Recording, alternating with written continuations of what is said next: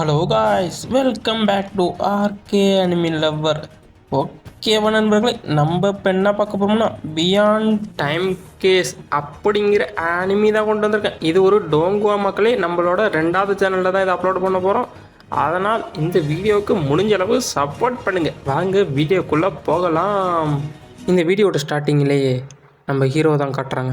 எதையோ ஆச்சரியமாக பார்த்துக்கிட்டு இருக்கான். என்னென்னா, இதோட 6 வயசு இருக்கும் இந்த இன்சிடென்ட் நடந்திருக்கும். அங்கே மிகப்பெரிய கண் இந்த மொத்த உலகத்தையும் அழிக்கிறதுக்கு அதோட பவரை பயன்படுத்தி அட்டாக் பண்ணியிருக்கோம். அப்போ தான் இது நடந்துச்சு. மொத்த பேரும் அப்படியே காற்ற கரைஞ்சி போயிருப்பாங்க. இந்த அழிவுலாம் நடந்து ஒரு 7 வருஷம் கழிச்சு தான் காட்டுறாங்க. இந்த மொத்த உலகம் அழிஞ்சிருச்சு. ஆனால் நான் எப்படியோ தப்பிச்சிட்டேன். ஆனால் நான் உயிர் வாழணும்னா என்னோடய உயிரை நான் பாதுகாத்துக்கணும் அப்படின்னு சொல்லிட்டு ஹீரோ யாருக்கோ காத்துக்கிட்டு இருக்கான். என்னென்னு பார்த்தா ஒரு மான்ஸ்டர் வரும்.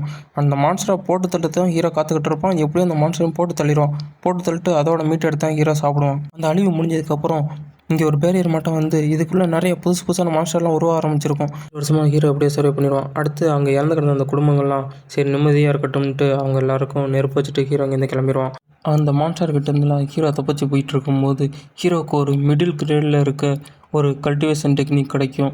அந்த கல்டிவேஷன் டெக்னிக்கை வச்சு ஹீரோ எப்படியோ அவன் அங்கேருந்து தப்பிச்சுலாம் போயிட்டுருப்பான். ஹீரோ அப்படி போயிட்டு இருக்கும்போது ஒரு பர்பிள் கலர் லைட்டு பார்ப்பான். அது என்ன டிஃப்ரெண்ட்டாக இருக்குன்னு சொல்லிட்டு அங்கே வந்து பார்த்தா ஒரு மனுஷன் அங்கே இருப்பான். அவன் உயிரோடு இருப்பானா அப்படின்ட்டு அங்கேயே வெயிட் பண்ணி ஹீரோ பார்த்துட்டு இருக்கும்போது ரொம்ப நாள் போன மட்டும் தெரியும். ஹீரோ அங்கேயே வெயிட் பண்ணுவான். பார்த்தா அவன் அசைவே இல்லாமல் இருப்பான். ஒரு பர்பிள் கலர் கல் மட்டும் ஹீரோக்கு கிடைக்கும். அதை எடுத்து சுற்றி பார்த்துட்டு இது அதே கல் தான் அப்படின்னு ஹீரோ யோசிச்சுக்கிட்டு இருப்பான். பார்த்தா ஒரு பறவைகளை எடுத்து வச்சு பார்த்தா அந்த பறவை பயங்கரமாக தூக்கி ஆரம்பிச்சிடும். இதை பார்த்துட்டு இதை நம்ம பண்ணி ஆகணுமா அப்படின்னு சொல்லிட்டு சுற்றி பார்த்துட்டு தன்னோட நெஞ்சுக்குள்ளேயே அந்த கல்லை வச்சுருவான். அவன் நெஞ்சில் ஒரு அடி இருக்க இடத்துல அதை வச்சோடனே ஹீரோட கண்ணு ஒரு கலராக மாற ஆரம்பிக்கும். உட்காந்து அப்படியே கல்டிவேஷன் பண்ண ஆரம்பிச்சிருவான். ஹீரோவுக்கு பின்னாடி மிகப்பெரிய ஒரு கண்ணு தெரியும். பார்த்தா அது ஹீரோ பார்த்து சொல்லிகிட்டு இருக்கோம். பேக்ரவுண்டில் ஒரு வாய்ஸ் ஓடுது, கியூ கல்டிவேஷன் டெக்னிக், இதை வச்சு உங்களோட பாடி டெம்பரிங் லெவலில் அதிகரிக்க முடியும். இதுதான் நீ இப்போ கற்றுக்கிட்டு இருக்கியா அப்படின்ட்டு அந்த டைகரை சொல்கிற மட்டும் தெரியும். நம்ம ஹீரோ அந்த டைகரை கையை கிட்ட கொண்டு போனோடனே அந்த டைகர் என்ன பண்ணணும்னு நம்ம ஹீரோட உடம்புக்குள்ளேயே போயிடும். பார்த்தா நம்ம ஹீரோ கியூ கல்டிவேஷனில் ஃபஸ்ட் லெவல் அடைஞ்சிருவான். அந்த ஸ்டோனை அப்சர்வ் பண்ணோடனே அந்த பிளட் லைன் ஸ்டாப் ஆகி அந்த பேரியர் ஓப்பன் ஆரம்பிச்சிடும். நம்ம ஹீரோ என்ன பண்ணுவோன்னா அவங்களோட குடும்பம் அங்கே இறந்து போன மொத்த பேரையும் ஒரு இடத்துல ஒன்று சேர்த்து அவங்க எல்லாருக்கும் மரியாதை கொடுக்குற மாட்டோம் அவங்க எல்லாரையும் எரிச்சிருவான். அடுத்த சீன்லேயே ஒரு 5 பேர் காட்டுவாங்க. அதில் தான் அந்த நடுவில் நிற்கிற பேர் வந்து லீ. அவன் குயிக் கல்டிவேஷனில் 5வது லெவலில் இருப்பான். அப்போ அந்த பொண்ணு சொல்லுது, என்ன அந்த இடத்துல நெருப்புரியுது அப்படின்னு பரிபுடன் சொல்லலை. மிஸ்டர் லீ சொல்லுவான், எங்கே யாரோ நெருப்பச்சு விளாட்றீங்க போல அப்படிங்கும்போது ஒரு குண்டு போய் நம்ம ஹீரோ தேடி போயிட்டு இருப்பான். நம்ம ஹீரோ ஒன்றுன்ட்டு சென்ட் பண்ணிடுவான். அவன் சொல்லுவான், கியூ கல்டிவேஷன்லாம் 2nd லெவலில் இருக்கான், அவன்கிட்ட இருக்க மொத்த பொருள் என்கிட்ட கொடுத்துறா அப்படின்னு. அப்போ தான் ஹீரோ நினச்சி பார்ப்பான். அவன் அழிவை நோக்கி போகும்போது யாருமே காப்பாற்றலை. ஆனால் அவங்களோட சக்தியை அதிகரிக்க தான் பார்த்தாங்க, எல்லாத்தையும் திருடினாங்க.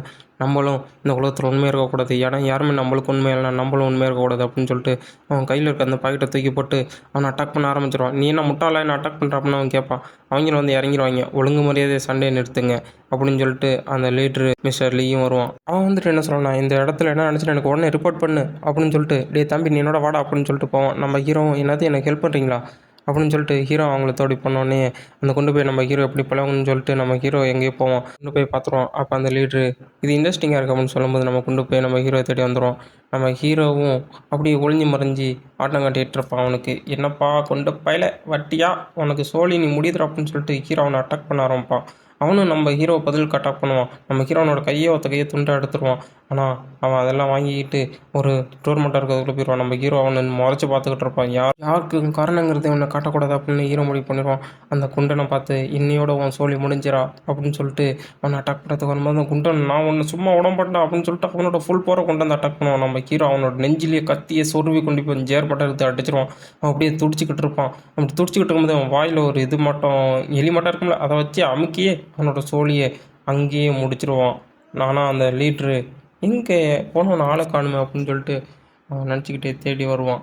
அப்போ நம்ம ஹீரோ வாயில் கையை வச்சுக்கிட்டு சத்தம் போடாமல் செத்து போடா தக்காளி சோறு அப்படின்னு அவனை பார்த்து சொல்லுவான். அவனை அப்படியே துடிச்சு அங்கேயே அவனோட சோழி முடிஞ்சிடும், அப்படியே மறைஞ்சு போயிடுவான்.